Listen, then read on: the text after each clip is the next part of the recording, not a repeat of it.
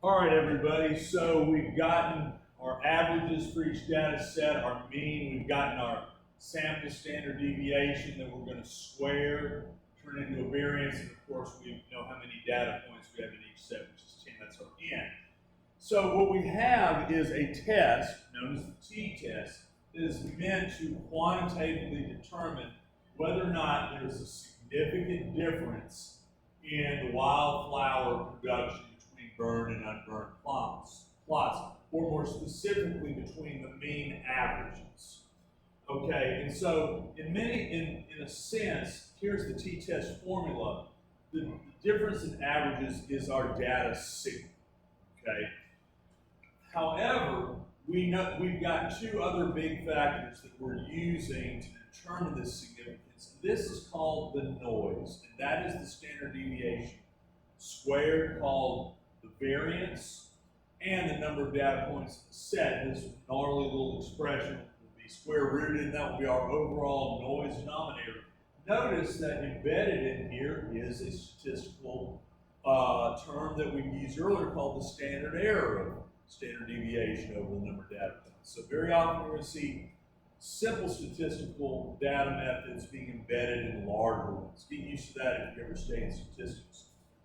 So the alternative hypothesis, which is HA for short, is yes, there is a significant difference, and that we are going to be pretty confident that it's not due to chance. That we're confident that the difference, if there is one, is due to the independent variable.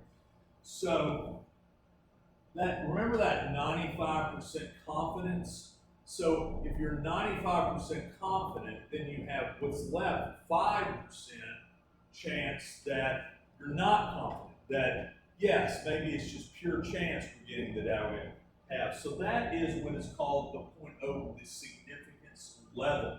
So 0.05 as a ratio is 5%. So we're saying is the likelihood that the small chance that if we get a really wide differences in our averages, that there's just something that was purely chance and our experimental design had nothing to do with it. So generally, the more rigorous your level of significance, the higher the threshold you have to prove. And so your T-chart, which everybody should still have, you'll notice that as the significance level decreases, the hurdle, the critical value hurdle, increases. So what's the critical value?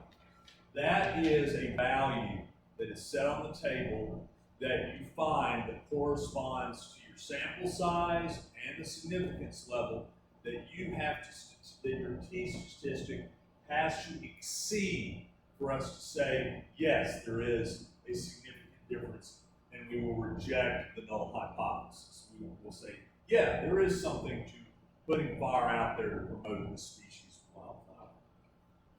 So to find the critical value, we were looking at two factors. We were looking at the sample size, which generates degrees of freedom. So this is another one of those weird little expressions. You take the number of data points in your first set minus 1, which would be 9, take this one minus 1 is 9, plus the data points in your second set minus 1, that's 9, that would give us 18 degrees of freedom. So we find here, we go along this row, 18 dfs, degrees of freedom. The column that we choose is where we have chosen a two-tail. We're not biasing one way or the other, whether one plot will perform better, less, or more at the 95% significance level, or 0.05 two-tails. And that brings us down here to critical value of 2.101. So in other words, according to this statistical method, the student's t-test, if our t-val, our generated statistic from our data, exceeds this critical value, it supports the alternative hypothesis that yes, there might be something to using controlled burns to better promote the restoration of this wildlife species in this prairie habitat. So we plug all of our data in here that we had the first screen, and Just to make life easier, it's arbitrary whether it's S1 or S2. Just take the bigger number, bigger average minus the smaller. That way you can just get a positive absolute value. And then in the denominator, the noise part, as long as you tag the standard deviation squared, sorry, we're going to put those squares right there, over the sample size. This could come first, or that data set come first. It doesn't matter. Just make sure just kind of get it on the calculator right. You will get your t statistic. In this case, it's a very high number, 19.7, so it blows it out the water. It easily exceeds the critical value. So what is this saying?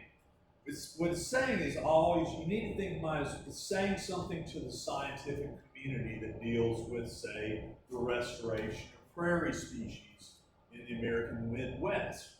It's saying that, you know what, based on our experiment, other scientists may want to take a look at taking our method that we did to promote this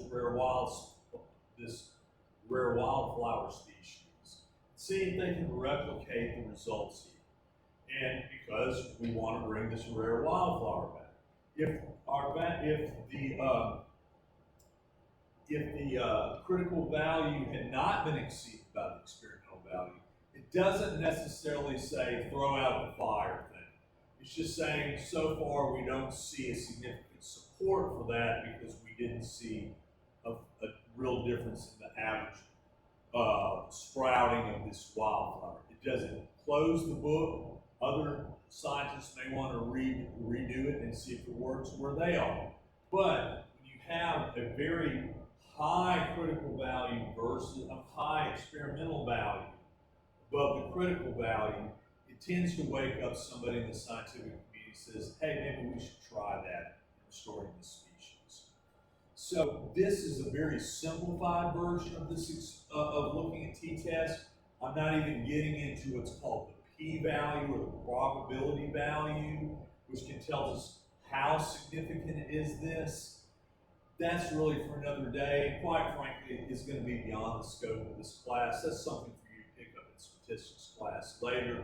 We're just simply doing this to see does it cross a critical value threshold or not. So let's recap one more time what we looked at. We did the t-test, which is a way of analyzing the comparison of two sets for their mean average, that's the signal, versus the statistical noise or the error, standard deviation squared into the variance. I forgot to put the squares there, over the sample size.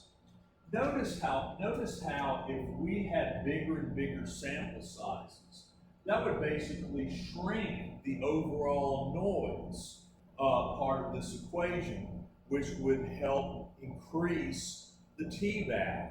So what this equation does, as most statistics do, is that it has embedded mathematically a way of rewarding bigger sample sizes, punishing smaller sample sizes. What if we'd only had 4 or 5 plots? That would have shrunk these numbers, which would have expanded, which would have made the overall denominator bigger, which would, of course, when you have a bigger overall denominator versus the numerator, that shrinks the final number, and we would have had a harder and harder time crossing this threshold. Similarly, if we have standards of deviation, we want to know that we really are looking at a similar response in our particular experiment. And if one really doesn't have a similar variance as the other, we might want to be looking at other statistical tests such as Mann-Whitney or other tests. Once again, that's kind of beyond the scope of this tutorial. Anytime I give you a quiz or a test that involves the statistics, we're always going to assume these guys are fairly similar enough in value we can go along and use a t-test. At any rate, if you want me to do another example of this particular statistical method, just let me know. I'm happy to do more of this. The more you do it, and the more you see it used in science and applied in an experiment, the more it makes sense.